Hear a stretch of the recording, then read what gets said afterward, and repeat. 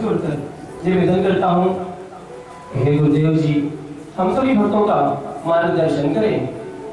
बोलिए माता भगवती माँ काली की, बोलिए श्री सद्गुरुदेव जी भगवान की जय।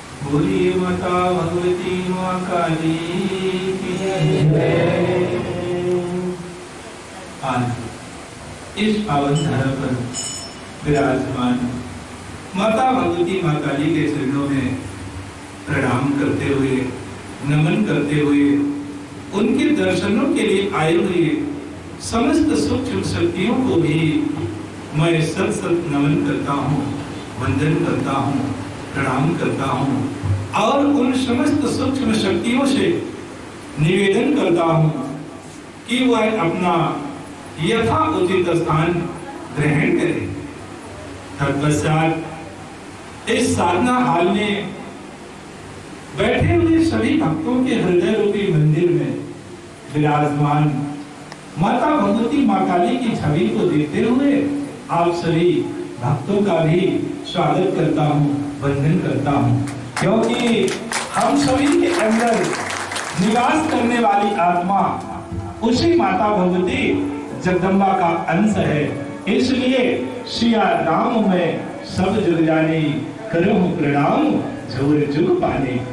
धर्म प्रेमी भाई बहनों, पूर्व के चिंतनों में आप सभी को अवगत कराया गया था कि आप अपने जीवन को सुखी कैसे बना सकते हैं, किस तरह से आप अपने सभी प्रकार की समस्याओं का समाधान कर सकते हैं, किस मार्ग पर चलकर आप अपने सभी प्रकार के दुखों का, सभी प्रकार की समस्याओं का अंत कर सकते हैं। तो इस विषय पर आप सभी को माता भगवती माँ काली का चालीसा पाठ, ध्वज, कुमकुम, इस विषय पर आप सभी को विस्तार से अवगत कराया गया था। लेकिन आज हम सभी इस पावन धरा पर एक ऐसे विषय पर चर्चा करना चाहते हैं, एक ऐसे बिंदु पर चर्चा करना चाहते हैं जो मानव जीवन को उच्चतम शिखर तक जाने के लिए, अर्थात अपने लक्ष्य को पाने के लिए सबसे बड़ा वाहन है। मेरे भाई बहन, यह मानव जीवन बड़ा दुर्लभ है, ये पैसे से नहीं खरीदा जा सकता, यह बड़ा अनमोल जीवन है। हमारे महापुरुषों ने भी यही कहा है इस जीवन के बारे में कि दुर्लभ मानुष जन्म है, मिलहि न बारंबार, ज्यों तरुण से पत्ता झरे, बहु ऋण लागे। ये मानव जीवन हम सभी को बार बार गिरता। जिस तरह से किसी पेड़ की डाली से यदि पत्ता टूट करके गिर जाता है तो वह बिखर जाता है, पुनः उसे डाल में वापस नहीं लगता। उसी तरह से यह मानव जीवन बड़ा दुर्लभ है, बड़ा अनमोल है। इसलिए भैया इस अनमोल मानव जीवन को कभी नशा मांस करते हुए बर्बाद नहीं करना चाहिए। हम सभी को इस दुर्लभ अनमोल मानव जीवन का तो सदा सदुपयोग करना चाहिए, क्योंकि हमारे महापुरुषों ने एक बड़ी सुंदर बात कही है। महापुरुषों ने कहा है कि यह मानव जीवन, यह मानव जीवन बहते हुए पानी की तरह होता है। जैसे आप लोगों ने देखा होगा कि एक नदी में वह पानी निरंतर बहता चला जाता है और एक दिन कहां चला जाता है? सागर में चला जाता है, विलीन हो जाता है। उसी तरह से यह मानव जीवन होता है। हम सभी एक छोटे से बच्चे के रूप में, एक छोटे से शिशु के रूप में इस धरती पर आते हैं और फिर क्रमशः बढ़ते चले जाते हैं। 3 फीट, 4 फीट, 5 फीट, 6 फीट के हो जाते हैं और एक दिन हम लोग भी उसी पानी की तरह इस ब्रह्मांड में विलीन हो जाते हैं। एक दिन ऐसा समय आ जाता है कि हम लोग शक्तिहीन हो जाते हैं। हम लोगों के पास बिस्तर से उठने की भी सामर्थ्य नहीं रह जाती, जिसके कारण हम लोग दुखी हो जाते हैं। जब मानव दुखी हो जाता है तो जानते हैं क्या करता है? वो दूसरों को दोष देता है कि उसने ऐसा किया था इसलिए हमारे साथ ऐसा हो गया, उसने ऐसा कहा था इसलिए हमारा जीवन दुखी हो गया। मेरे भाई बहन, कोई किसी को सुख और दुख देने वाला नहीं होता। हम सभी अपने कर्मों के कारण ही कभी सुख पाते हैं तो कभी दुख पाते हैं। तुलसीदास जी ने भी रामचरितमानस में एक बड़ी सुंदर बात लिखी है। उन्होंने कहा है कि को न काहू सुख दुख करिवाता, निज कृत कर्म भोग फलिताता। कोई किसी को सुख और दुख देने वाला नहीं होता। हम सभी अपने कर्मों के कारण ही सुख और दुख पाते हैं। इसीलिए कहा गया है, पर मानव तो बुद्धिमान प्राणी है, वो तो दूसरों का ही दोष देता है। इसलिए कहा गया है कि व्यक्ति अगर डूबता है तो समुद्र को दोष देता है, कर्म अच्छे करता नहीं किस्मत को दोष देता है, लग जाए अगर पैरों में ठोकर तो पत्थर को दोष देता है। कोई किसी को सुख और दुख देता नहीं है। भाई बहनों, मैं मानता हूं कि भाग्य का लिखना भगवान के हाथ में होता है, किस्मत लिखना भगवान के हाथ में होता है। यह बात सत्य है कि किस्मत का लिखना, भाग्य का लिखना भगवान के हाथ में होता है, लेकिन इस जीवन को कैसे जीना है यह तो हम सब के हाथ में होता है। और यदि हम लोग इस जीवन को अच्छे से जीने लगे, इस जीवन के साथ सत्कर्मों को जोड़ दे, तो मैं दावे के साथ कहता हूं कि आपका भाग्य बदल जाएगा। निश्चित तौर से आपके दुर्भाग्य के दिन सौभाग्य में परिवर्तित हो जाएंगे, क्योंकि हमारे सभी धर्म ग्रंथों का यही कथन है, महापुरुषों के भी यही वचन है कि कर्मों के आधार पर भाग्य के लेख को भी बदला जा सकता है। इसलिए आज हम सभी आइए इस पावन धरा पर अपने अपने भाग्य को तलाशने का प्रयास करते हैं, अपने अपने भाग्य को सुव्यवस्थित बनाने के लिए कोशिश करते हैं कि हमारे जीवन में दुर्भाग्य के दिन कैसे आ जाते हैं, कैसे हम दुखी हो जाते हैं, हमारा परिवार कैसे दुखी हो जाता है। इन बातों को समझने के लिए हम एक छोटी सी कहानी का सहारा लेते हैं। इस कहानी के माध्यम से हम सभी अपने अपनी कमियों को खोजने का प्रयास करेंगे और उन कमियों को खोजकर बाहर निकालेंगे, इसके बाद अपने जीवन को आनंद से परिपूर्ण करेंगे, शांति से परिपूर्ण करेंगे। एक समय की बात है, एक राजा थे। वो राजा बड़े बुद्धिमान राजा थे, बड़ा धर्मात्मा राजा थे। वह उनका राज्य बड़े सुव्यवस्थित तरीके से संचालित होता था। उनके राज्य में सभी सुखमय जीवन व्यतीत कर रहे थे, क्योंकि राजा अपनी प्रजा को पुत्रवत प्रेम करते थे। जैसे पिता अपने पुत्र को प्रेम करता है, उसी तरह से राजा भी अपने प्रजाओं का पालन करते थे। समय गुजरता चला जाता है। राजा के 3 बेटे थे। एक दिन राजा अपने महल से बाहर किसी कार्यवश जा रहे थे कि रास्ते में उनकी नजर दर्पण पर पड़ जाती है। जो चेहरा देखने वाला दर्पण होता है, शीशा, तो शीशे के सामने से गुजरते हैं तो उनकी दृष्टि उस शीशे पर चली जाती है, जिससे राजा अपने आप को देख लेते हैं। राजा वहीं पर ठहर जाते हैं और बड़े गौर से अपने चेहरे को देखते हैं।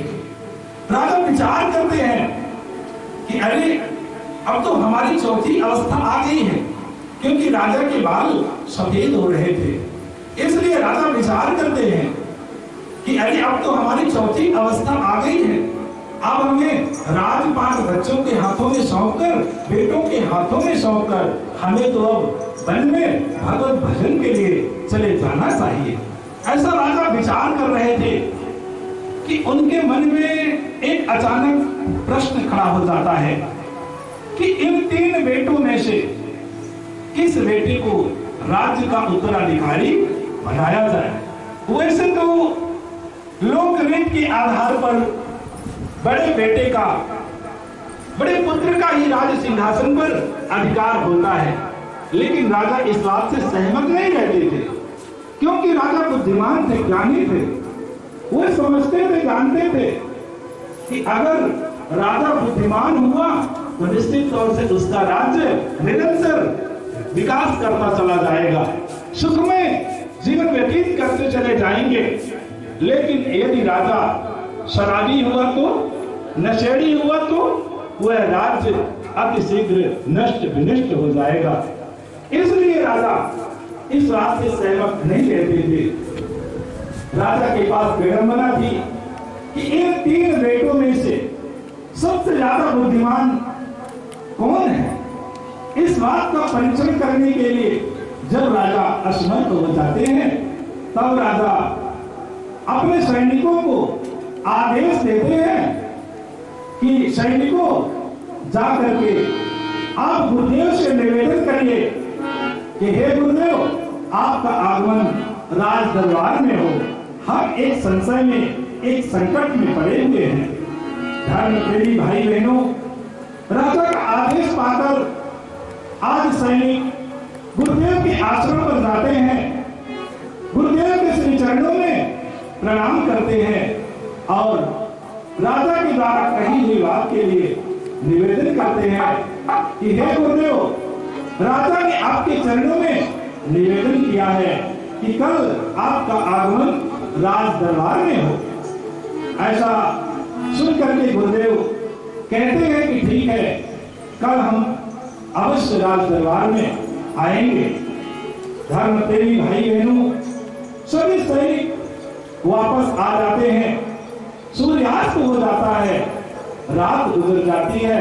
सुबह गुरुदेव के आगमन का इंतजार कर रहे हैं, तैयारियां पूर्ण हो जाती है। सभी लोग हाथों में पुष्प लेकर गुरुदेव के आगमन का इंतजार करते हैं कि थोड़ी ही देर बाद गुरुदेव जी का आगमन होता है। सभी चारों तरफ जय गुरुदेव का घोष करते हैं, कहते हैं बोलिए सतगुरुदेव भगवान की जय, भगवान की जय।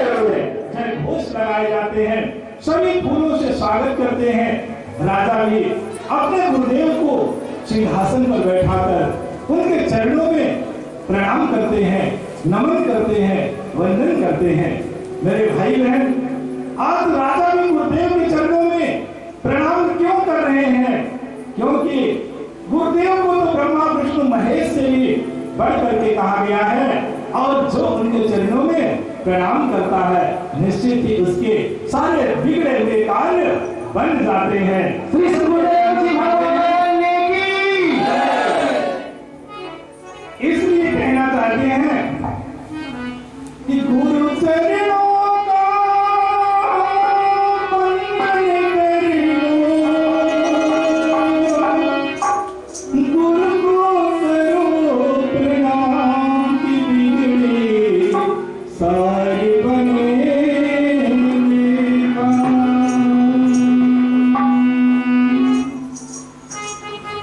गुरु चरणों का वंदन करियो, गुरु चरणों का वंदन करियो, गुरु को करो प्रणाम की सारी बने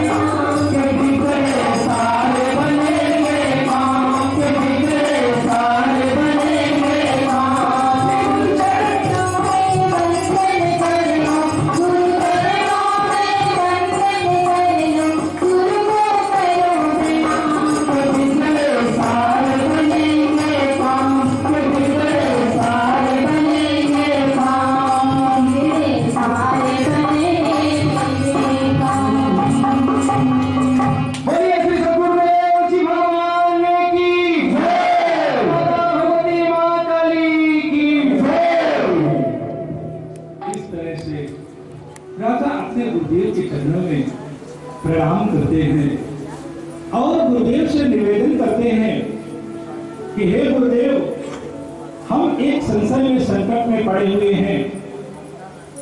हमारा संकट है, हमारा विचार है कि हमारी चौथी अवस्था आ गई है। अब हमें भगवत भजन करने के लिए वन में चले जाना चाहिए, लेकिन इन 3 बेटों में से राज्य का उत्तराधिकारी किसे बनाया जाए, कौन सबसे ज्यादा बुद्धिमान है, इस विषय पर हम निर्णय नहीं कर पा रहे हैं। इसलिए हे गुरुदेव, आप कृपा करें और इन 3 राजकुमारों में से किसे राज्य का उत्तराधिकारी बनाया जाए।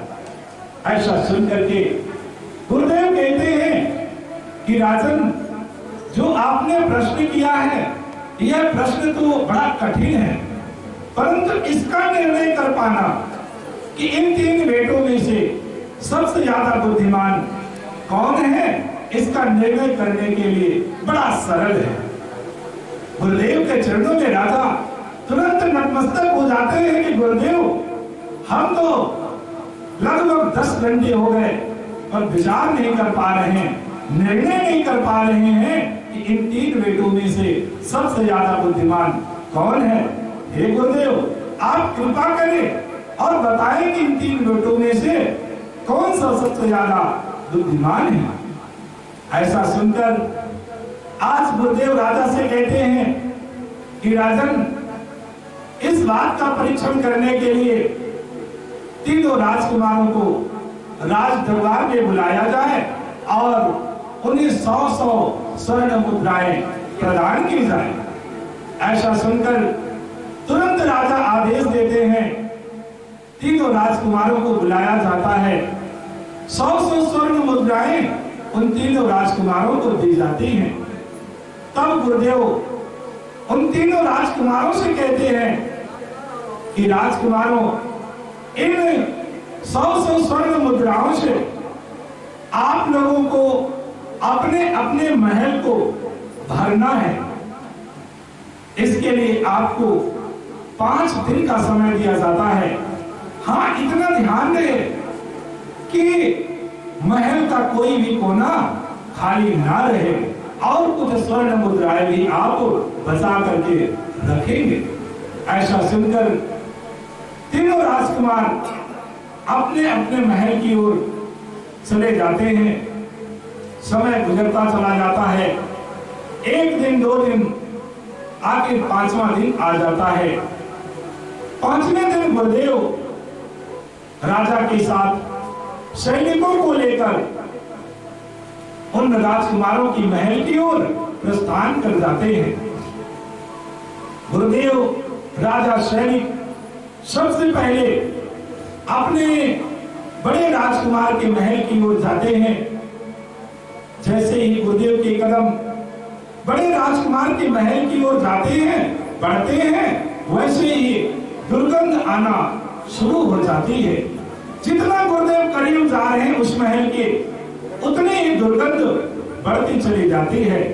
अंततः गुरुदेव जैसे ही बड़े राजकुमार के महल में अपना कदम रखते हैं तो देखते हैं कि पूरा महल मांस से भरा हुआ है, मदिरा से भरा हुआ है, दुर्गंध से भरा हुआ है, जिसे देखकर गुरुदेव कहते हैं कि वाह बेटा वाह, अरे आपने तो पूरे महल को बिल्कुल पूर्ण रूप से भर दिया है, कोई भी महल का कोना खाली नहीं है।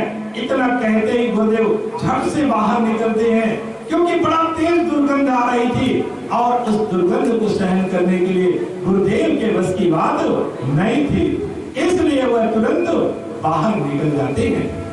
अब गुरुदेव राजा और सैनिक दूसरे राजकुमार के महल की ओर अपना कदम बढ़ाते हैं।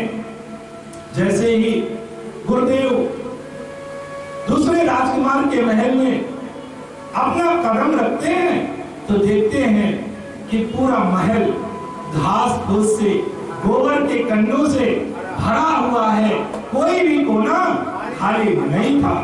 जिसे देखकर आज गुरुदेव दूसरे राजकुमार की पीठ को भी थपथपाते हैं और कहते हैं कि वाह बेटा वाह, आपने तो पूरे महल को पूर्ण रूप से भर रखा है, कोई भी कोना खाली नहीं है।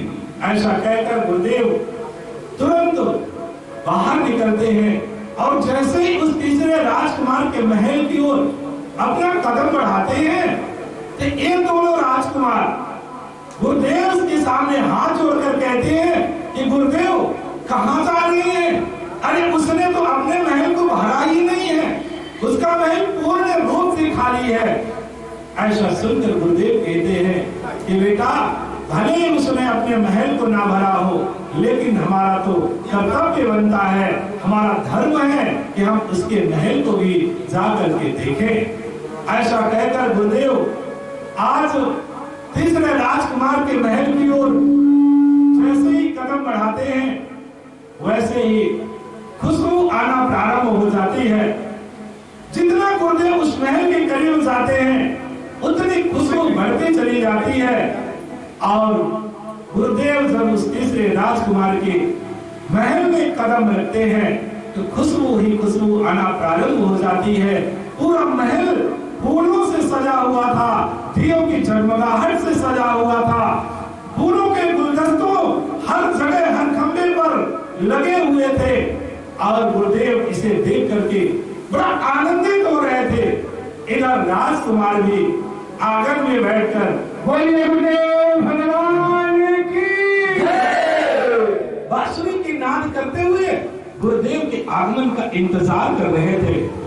जैसे ही गुरुदेव पर राजकुमार की नजर पड़ती है, राजकुमार झट से दौड़कर अपने गुरुदेव के चरणों में प्रणाम करते हैं और उन्हें बैठने के लिए आसन देते हैं। बोलिए श्री सद्गुरुदेव जी भगवान की जय, भगवती मां काली की जय। जिसे देखकर गुरुदेव कहते हैं कि वाह बेटा वाह, अरे आपने तो पूरे महल को खुशबू से भर रखा है, फूलों की सुगंध से भर रखा है, दियों की जगमगाहट से भर रखा है। हे राजन, यही राज सिंहासन पर बैठने के योग्य है, क्योंकि जहाँ का वातावरण शांतिमय होता है, सुगंधित होता है, वही तो देवताओं का वास होता है, वही देवताओं का निवास होता है। इसलिए हे राजन, इन तीन राजकुमारों में से ये सबसे छोटा राजकुमार ही राज सिंहासन पर बैठने के योग्य है। इसके बैठने से निश्चित ही पूरी प्रजा में आनंद भर जाएगा, उत्साह भर जाएगा, शांतिमय हो जाएगी पूरी प्रजा, सभी का जीवन खुशहाल हो जाएगा। साचे दरबार की जय, मां काली की जय, गुरुदेव जी भगवान की जय। धर्म प्रेमी भाई बहनों, इस कहानी से हमें क्या सीखना चाहिए? इस कहानी से हमें सीखना चाहिए, हमें विचार करना चाहिए कि हम लोगों ने अपने इस शरीर रूपी महल को किन किन वस्तुओं से भर रखा है। क्या हम लोगों ने अपने इस शरीर रूपी राजमहल को, जीवन रूपी राजमहल को, क्या हम लोगों ने मांस मदिरा से भर रखा है, घास फूस से भर रखा है, अर्थात झंझटों से उलझनों से भर रखा है, या आनंद से भर रखा है? यह तो विचार करने की बात है। और यदि हम लोग अपने इस जीवन रूपी महल को मांस मदिरा से भर रखा है, गुटखा तंबाकू से भर रखा है, बीड़ी सिगरेट से भर रखा है, उसे त्यागने की आवश्यकता है। और यदि हम लोग अपने इस शरीर रूपी महल को घास फूस से भर रखा है, अर्थात झंझटों से उलझनों से भर रखा है, तो उसे खाली करने की आवश्यकता है। और इस जीवन रूपी महल में आनंद को, उत्साह को, उमंग को भरने की आवश्यकता है, तभी हमारा जीवन सफल और सार्थक हो सकता है। बोलिए माता भगवती मां काली की जय, श्री सद्गुरुदेव जी भगवान की जय, साचे दरबार की जय। हम सभी को अपने इस जीवन के प्रति हर पल सजग रहना पड़ेगा, सतर्क रहना चाहिए कि कहीं हमारे इस जीवन रूपी राजमहल में विकारों का तो आगमन नहीं हो रहा, कहीं हमारे इस शरीर रूपी महल में विकार तो नहीं भरते चले जा रहे हैं। इसके लिए हमें हर पल सतर्क रहना चाहिए, सचेत रहना चाहिए, तभी हम लोग आगे बढ़ पाएंगे। और जब हम विकारों से मुक्त हो जाएंगे तो निश्चित तौर से हमारे अंतर मन में, हमारे अंतरात्मा में एक नई ऊर्जा का, नए विचारों का संचार होगा और हम लोग देश की रक्षा के लिए, धर्म की रक्षा के लिए और समाज की सेवा के लिए निरंतर बढ़ते चले जाएंगे। लेकिन आज हम लोग अपने सुख और दुख के चक्कर में पड़कर अपने इस जीवन को व्यर्थ में व्यतीत कर देते हैं, जबकि हम लोग विचार नहीं करते कि अरे इस संसार में जो आता है उसे सुख और दुख दोनों भोगना ही पड़ता है। अरे जब इस धरती पर भगवान कहलाने वाले राम को भी दुखों का सामना करना पड़ा, भगवान कृष्ण जो भगवान कहलाते हैं, जब वो पैदा हुए थे ना, उनके पैदा होने पर कोई ताली बजाने वाला नहीं था, लेकिन हम लोग तो उनसे भी ज्यादा सौभाग्यशाली है कि जब हम सबका जन्म हुआ था तो घर और परिवार के बीच में हुआ था, कोई जेल में जन्म नहीं हुआ था और हम लोगों के जन्म के समय तालियां बजाई गई थी, मिठाइयां भी बांटी गई थी, फिर भी हम लोग इस जीवन के कला को नहीं सीख पा रहे हैं। हम लोग सुख और दुख में अपना पूरा जीवन व्यतीत कर देते हैं। अरे परेशानियां तो सदा आती जाती रहती हैं, वो एक जैसे नहीं रहती। लेकिन हम लोगों के पास अगर छोटी सी परेशानी आ जाती है तो हम लोग अपना धीरज खो देते हैं, अपना धैर्य खो देते हैं, जिसके कारण हम दुखी हो जाते हैं। वैसे मेरे भाई बहन, इस संसार में सुखमय जीवन जीने के लिए केवल 4 फार्मूले ही हैं, 4 मंत्र ही हैं, बाकी 5वां कोई मंत्र ही नहीं है सुखमय जीवन के लिए। क्या आप लोग जानना चाहते हैं कि वो कौन सा फार्मूला है सुखमय जीवन जीने के लिए? वो सुखमय जीवन जीने के लिए 4 फार्मूले हैं। 4 फार्मूलों में से पहला फार्मूला है, हमें सतर्कता के साथ जिए। दूसरा है सकारात्मकता के साथ जिए। तीसरा है जागरूकता के साथ जिए और चौथा है आनंद के साथ जिए। यही 4 फार्मूले हैं। जैसे पहला है सतर्कता, हमें हर पल अपने जीवन के प्रति सतर्क रहना चाहिए, सजग रहना चाहिए कि कहीं हम लोग अपने शरीर के अंदर विकारों का नशा मांस का सेवन तो नहीं कर रहे हैं, कहीं हमारा गुटखा तंबाकू का सेवन तो नहीं कर रहे हैं। इसके लिए हमें हर पल विचार रहना चाहिए, सावधान रहना चाहिए, क्योंकि सावधानी हटी तो दुर्घटना घटे। इसलिए हमें अपने जीवन के प्रति हर पल सावधान रहना चाहिए। फिर दूसरा फार्मूला है सकारात्मकता के साथ जीना चाहिए। हमें हर पल सकारात्मक विचार ही करना चाहिए। जैसे इस बात को समझने के लिए, जैसे हम लोग माता जी का पूजन करते हैं, छोटे से कोई घटना घट जाती है, ये दुख आ जाता है तो हमारे मन में नाना प्रकार के विचार उठने लगते हैं और हम इतना पूजन करते हैं फिर भी हम दुखी हैं, हमें परेशानियां हो रही हैं। नहीं, ऐसा नहीं, हमें विचार करना चाहिए, सकारात्मक सोच रखनी चाहिए कि हो सकता है कि यह घटना, यह दुख कोई बहुत बड़ा रहा हो, लेकिन हमारी भक्ति की शक्ति से, माता जी की कृपा से यह दुर्घटना नाम मात्र बन करके रह गई हो। इस तरह हमें हर पल सकारात्मक विचार करना चाहिए। फिर तीसरा है जागरूक। हर समय हमें अपने जीवन के प्रति जागरूक रहना चाहिए कि कहीं हमारे द्वारा हम किसी जीव की हत्याएं तो नहीं कर रहे हैं, कहीं हम मांस का सेवन तो नहीं कर रहे हैं, किसी जीव को, निरपराध जीव को मार तो नहीं रहे हैं। इसलिए हमें हर समय जागरूक रहना चाहिए। इन 3 फार्मूलों को यदि आप लोग अपना लेंगे तो चौथा फार्मूला जो है उसके मालिक तो आप स्वतः हो जाएंगे। चौथा फार्मूला क्या था? आनंद के साथ जीना। तो जो व्यक्ति धैर्य, धर्म और कर्म तीनों को समान रूप लेकर के जीवन यापन करता है उसके जीवन में आनंद ही आनंद भर जाता है। यही जीवन का सार होता है। हमें इन 4 फार्मूलों को लेकर अपने जीवन को सुखमय और आनंदमय बनाने का प्रयास करना चाहिए। आइए इन शब्दों के साथ समय की गति को देखते हुए हम लोग अब उस साधना की ओर, उस क्रम की ओर अग्रसर हो जो साधना समस्त लोगों की सर्वश्रेष्ठ साधना है, जिस साधना को स्वयं ब्रह्मा विष्णु महेश जैसे देवता भी करते हैं। आप सबने देखा होगा कि गौतम बुद्ध की प्रतिमा जहां भी होगी वह भी आंखें बंद करके बैठे हुए हैं। महावीर की प्रतिमा जहां भी होगी वह भी आंखें बंद करके बैठे हुए हैं।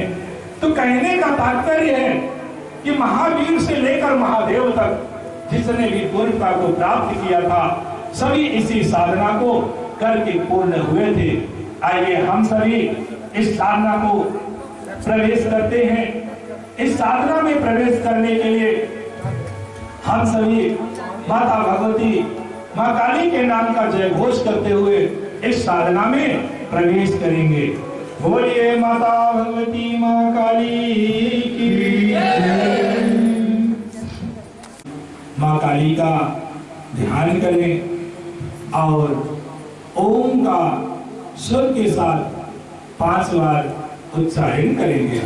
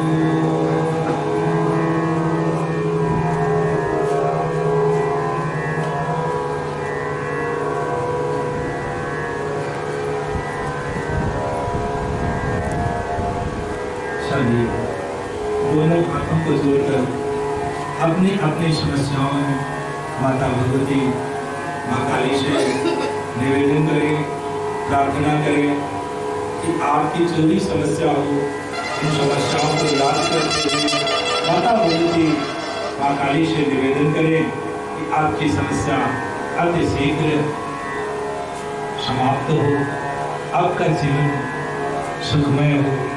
ऐसा आप सभी माता भगवती मां काली का ध्यान करते हुए दोनों हाथों को जोड़कर निवेदन करें। जो भी आपकी कामनाएं हो, समस्याएं हो, जो भी आपके दुख हो, उन दुखों को दूर करने के लिए सभी माता भगवती जगदम्बा से निवेदन करें।